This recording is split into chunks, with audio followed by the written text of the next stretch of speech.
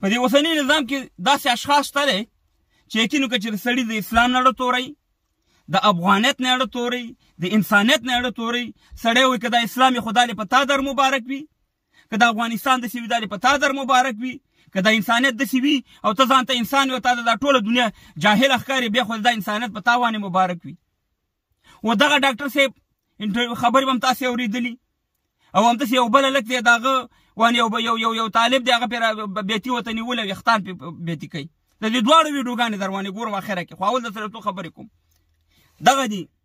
دا دي جنګ سالاران ستاسې په نظام کې د دې اوسنۍ مولوي صاحبانو نظام والا، دا دي جبهې مقاومت والا چې ستاسې کې دننه لګېدي او ستاسې دا نظام د منځه وړي او خلکو ته دغه جوړوي چې د افغانستان تعلیم یافته طبقه ټوله ووځي. اول خو دا دی چې یو ډاکټر په افغانستان کې عزت نشته او د هغه ډاکټر صاحب د دې ډاکټر صاحب برنامې موږ اورېدلې دي چې دی د دې طالبانو د نظام په جمهوریت کې ملاتړ او اوس هم د دې په نظام په حمایت کې کار کوو او سي مهربانه دلته به راتلو برنامو ته. نن هغه ته دا ویل کېږي چې ته وطن پرېږده، افغانستان پرېږده او ګاونډي هېواد ته دې ولېږم یو 6 میاشتو ته دي چې دماغ دې خلاص شي، چې د یو سپین ږیري د یو ډاکټر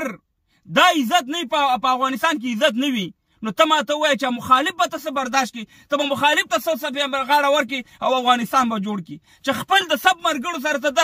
داسې برخود کې او داسې غیر انساني چلو ورسره کې چې په دې ډاکټر صاحب باندې ټوله دنیا نن خفه ده.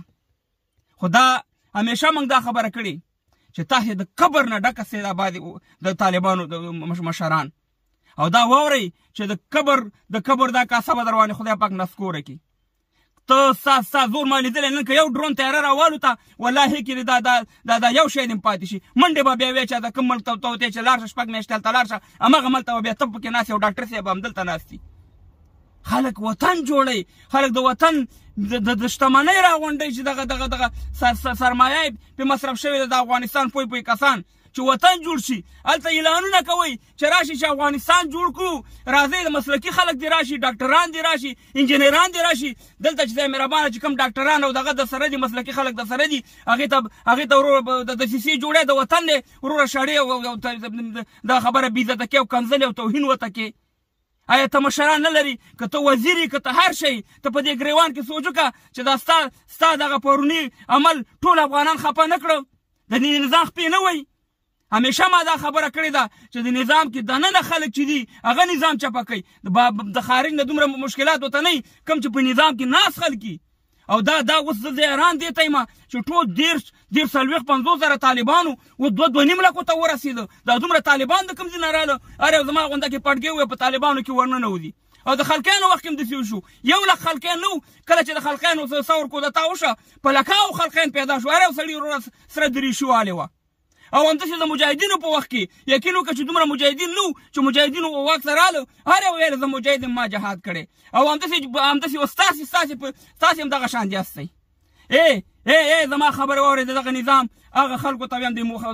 دغه شان کارنامې چې کوي. که دا د وره چغې بیا په دې کابل کې خلکو ونه والي دا هم یاد ساته، که دا د ډیموکراسۍ چغې خلکو په دې کابل کې ونه والي دا هم یاد ساته. ځکه چې تاسې خلکو مجبوروئ چې ستاسې نه نفرت اختیار کړي، د ملا نه نفرت اختیار کړي او د ډیموکراسۍ او د وره چغې بیا په دې افغانستان تاسې خلک دې ته جوړوئ که نه.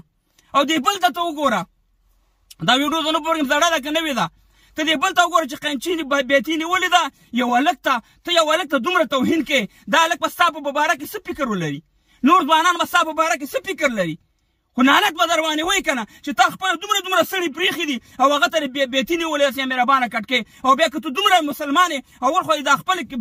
سړی بیتي که نه او که بیا دومره مسلمان یې ته دا موبایل ولې کارېده د کفارو موبایل د بېادبي د مافیې د دنیا ټول حرامیتوبونه ورکړي دي دا دې په لاس کې نیولی دی او هغه ته د اختارو په سر باندې بیتي نیولې ده. زه نه پوهېږم چې دا ویډیو زړه ده که نه وي ده، خو که هر کله وي نو زموږ دغه چارواکو غوښتنه ده که غواړئ چې دلته پاتې شي، غواړئ چې افغانان تاسې سره کار وکړي د خدای په لحاظ داسې اشخاصو له دغه مه ورکوئ، موقع مه ورکوئ. او ستاسې نظام موږ ته معلوم دی، ستاسې عدل انصاف موږ ته معلوم دی چې د خپلو ملګرو په باره کې بیا ستاسې هغه نه عدل وي نه انصاف وي، خو پردو خلکو له تیار استئ، پردو خلکو له ورور سره مهربانه راځئ او دغه کوئ وروره سپکوئ او د دې وطن نه وباسئ. دا دواړه ویډیوګانې وګورئ او قضاوت په تاسې پرېږدم. خدای په امان.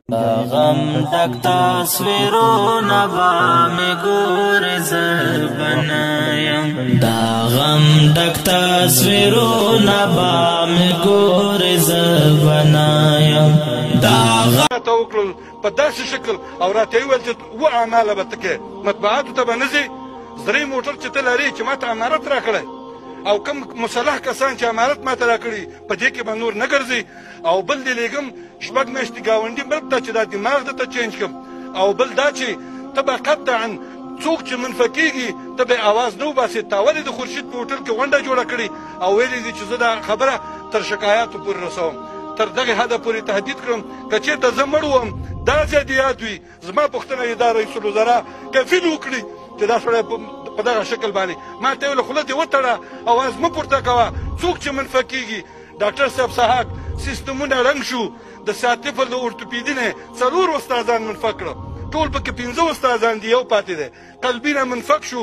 ما ته لا اوس نن احوال لاغې نن چې تا ته پیدو درکړله بادغیس ته ولاړ شه چې ته باید نور ونه اوسې